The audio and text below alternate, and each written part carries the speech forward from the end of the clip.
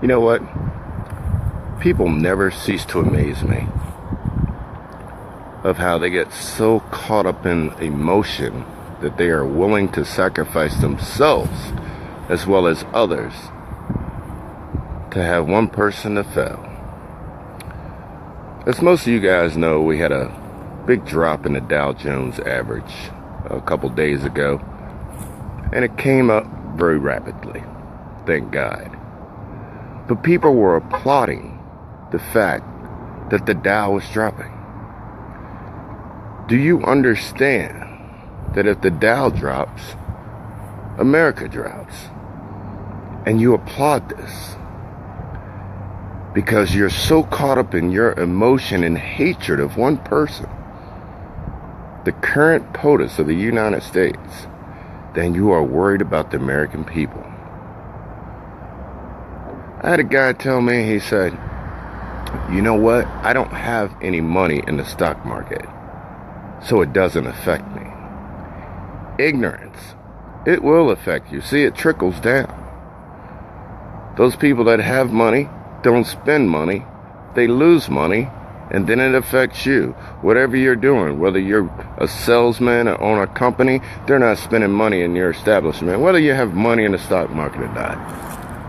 Come on, people, wake up. Be serious. Let's think about the country and forget about your emotions.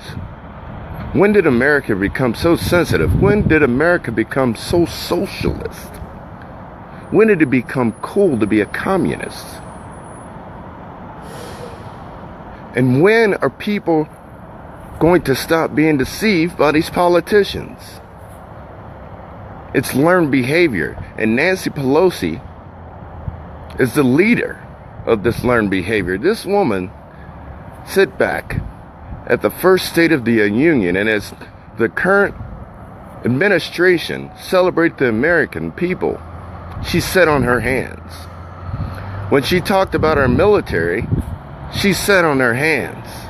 When she talked about the black employment rate being lower than it's ever been, she sat on her hands. Now, I know a lot of people are going to say, well, it was going down when Obama was in. Well, that was over a year ago, and it's still declining. So no matter when it started, it's not going down because of your current POTUS. But this woman still sit on her hands, but she had the audacity to speak for 8 hours about illegal immigration and how her grandson wished that he was Hispanic. You know what? I wish I was Hispanic too. You know, then maybe I wouldn't be paying for this $200,000 college bill that my daughter has struggled with.